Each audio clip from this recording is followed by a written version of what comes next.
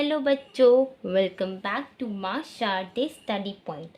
आज हम कंटिन्यू कर रहे हैं क्लास 7th एनसीईआरटी का चैप्टर 6। बड़ा वैसे ही चैप्टर है, ट्रायंगल्स एंड इट्स प्रॉपर्टीज़। देखो नाम लेने में थोड़ा डर लग रहा है, लेकिन बहुत इजी होता है। आप बच्चों को शायद बहुत डर लगता है, लेकिन मेरे अकॉर्डिंग बहुत ईजी है। आप तो बोलोगे मैम आपके अकॉर्डिंग ईजी है क्योंकि पढ़ा हुआ है। ऐसी बात नहीं है। अगर कुछ चीज़ हम अच्छे से समझे ना तो बहुत अच्छे से आ जाती हैं। अब आप आते हैं एक्सटीरियर एंगल्स। तो पिछली एक्सरसाइज में आपको बताया था एक्सटीरियर इंटीरियर के बारे में, ठीक है। अब एक्सटीरियर एंगल की क्या प्रॉपर्टी होती है, बेसिकली वो प्रॉपर्टी समझो कि जो भी एक्सटीरियर एंगल होता है ना, जो भी एक्सटीरियर एंगल होता है वो किसके बराबर होता है, सम ऑफ इंटीरियर ऑपोजिट साइड्स। लिखने से कुछ नहीं होगा, मैं प्रूफ भी करके दिखाऊंगी, ठीक है। कि जो भी एक्सटीरियर एंगल होगा वो सम ऑफ इंटीरियर ऑपोजिट साइड से कैसे इक्वल होगा। जैसे कि देखो ये ट्रायंगल है ए बी सी। अब इस ए बी सी का एक्सटीरियर एंगल कौन सा होगा, ये ए बी सी है, इसका एक्सटीरियर एंगल ये होगा ना। इसके बाहर जो बनता है वो एक्सटीरियर एंगल होता है, जो ये अंदर बनते हैं ना ये सारे, ये इंटीरियर होते हैं। तो हमारा एक्सटीरियर एंगल ये हो गया। तो हमें प्रूफ करना है कि जो ये एक्सटीरियर एंगल है ना किसके बराबर है, सम ऑफ इंटीरियर। इंटीरियर मतलब इन तीनों में से कोई दो ऑपोजिट साइड्स कह रहा है, कि मतलब ऑपोजिट साइड मतलब ये नहीं होगा, ये पास वाला नहीं, ये बगल के दो, ठीक है ना।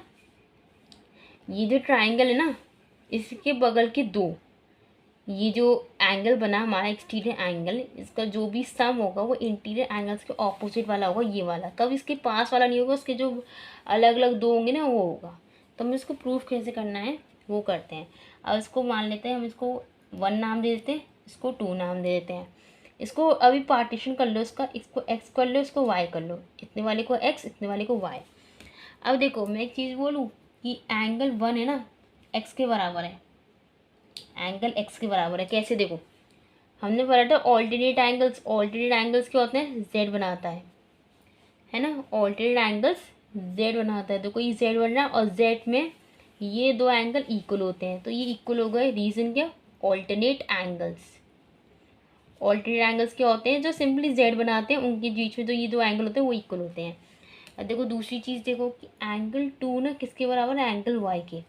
जो ये एंगल 2 है एंगल वाई किस लिए बराबर है, देखो देखो एल बन रहा है, एल मान लो या एफ मान लो। देखो एफ बन रहा है ना, ये ऐसे एफ तो बनाते हो, तो इसको हम कोरस्पॉन्डिंग एंगल कहते हैं ना।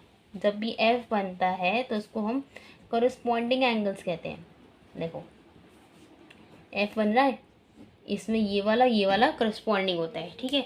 तो अगर हम इसको ऐड करें, हमारी इक्वेशन 1 है और इक्वेशन 2 है, ठीक है। एडिंग 1 and 2, ठीक है। तो angle 1 plus angle 2 is equals to angle x plus angle y, ठीक है। तो इन दोनों को प्लस करके जो हमारा क्या आ गया, हमारा एंगल पता है बेसिकली क्या आ गया, ए सी डी आ गया। देखो ए सी डी क्या है, ए सी डी हमारा एक्सटीरियर एंगल है बच्चों। ध्यान से देखो, एक्सटीरियर एंगल, हमारा एक्सटीरियर एंगल किसके बराबर आ गया, इन दोनों के, ठीक है। तो एक चीज़ याद रखने का कि अगर कोई एक ट्रायंगल आए और उसमें एक्सटीरियर एंगल पूछे कितना होगा, उसके जो आस पड़ा पास में नहीं, इसके जो बगल में पड़ोसी उससे मतलब नहीं है, उसके दूर के रिश्तेदार हैं उनसे मतलब है। ये तो उसका पड़ोसी है, ये काम नहीं आएगा। जो उसके दूर के रिश्तेदार हैं वो काम आएंगे, ठीक है। ये एक्सटीरियर एंगल्स के दूर के रिश्तेदार, हम क्वेश्चन आंसर्स करेंगे तो अच्छे से समझ में आएगा। आ जाओ।